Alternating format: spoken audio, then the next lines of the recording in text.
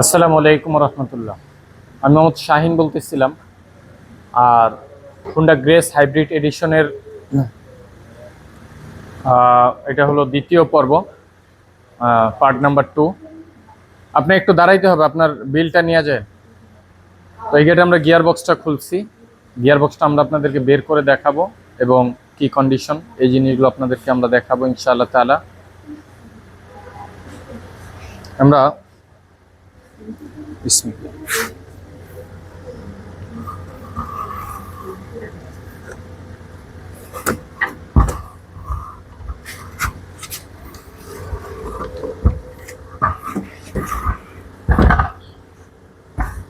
এই গাড়িটির গিয়ার বক্সটি বের করলাম। তো আপনারা যদি একটু লক্ষ্য করেন, এখানে একটা তেলের একটা পাওয়া যাচ্ছে। আরো কাছে আসেন, আপনারা দেখতেছেন যে এখানে অনেকটা পরিমাণে একটা মানে তেলের একটা গাদ আছে এই জায়গার ভিতরে, যে জিনিসটা আপনারা দেখতেছেন ইতিমধ্যে। তো আমরা আপনাদেরকে এটার ডুয়েল ক্লাসটা খুলে দেখাবো, একটু ধৈর্যের সাথে দেখবেন।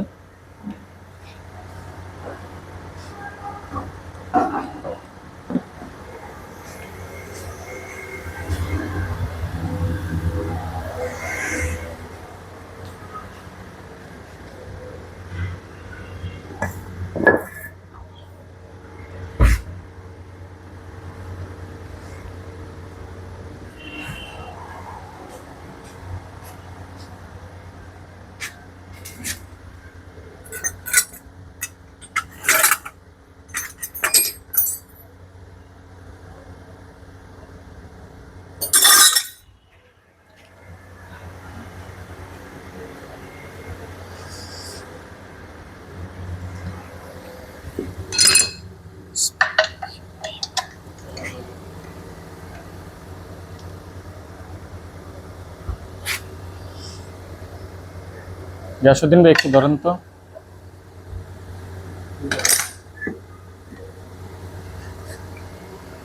এই সাইডে একটু যাতে দিয়ে ধরেন।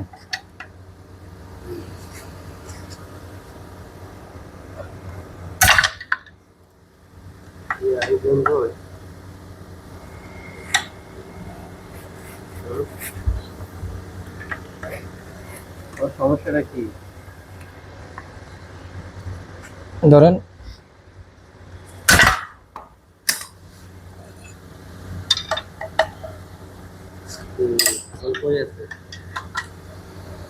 দেখছেন এত টাইট দিয়ে কি লাগানো হয় এগুলা, কিন্তু এগুলো হিটে টাইট হয়ে যায়। ঠিক আছে যান।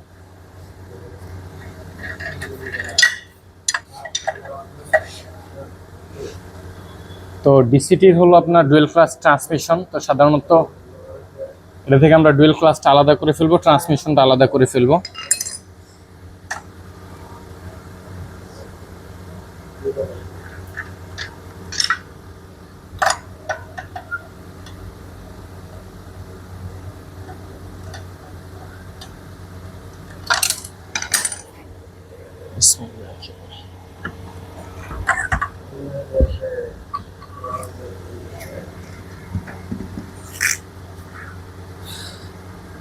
এটা হলো এটা ডুয়েল ক্লাচ, আর এটা হলো ট্রান্সমিশন। এখানে হলো ডুয়েল ক্লাচ আর এটা হলো ট্রান্সমিশন। তো দুইটা জিনিস একদম পৃথক আলাদা করে ফেলছি, পৃথক করে ফেলছি। তো আপনারা যদি দেখেন, একটু কাছে আসো, ফ্ল্যাশটা জ্বালাও, ফ্ল্যাশটা জ্বালাও।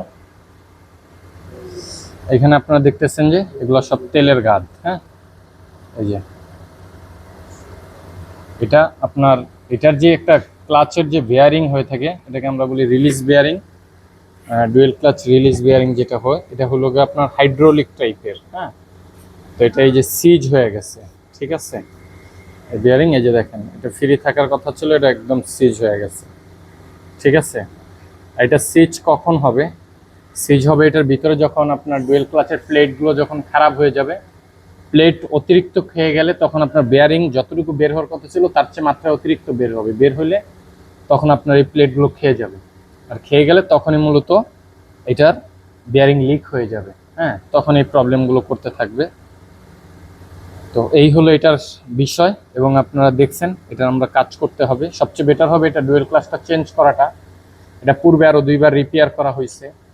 লাস্ট রিপেয়ারে আমাদের মোটামুটি অ্যারাউন্ড 2 বছর গেল না,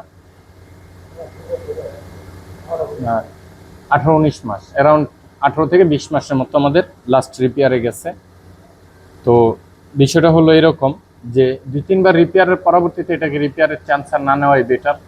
তারপরেও দেখি আমরা কি করা যায়, সেটা আপনাদেরকে ইনশাআল্লাহ তাআলা জানানোর চেষ্টা করব। তো এখানে হলো এই হলো কন্ডিশন, এগুলো সব অবস্থা দেখতেছেন। তো সকলে ভালো থাকবেন, সুস্থ থাকবেন, সকলের জন্য দোয়া রাখবেন, এই কামনা রইল। আসসালামু আলাইকুম রহমতুল্লাহ, আল্লাহ হাফিজ।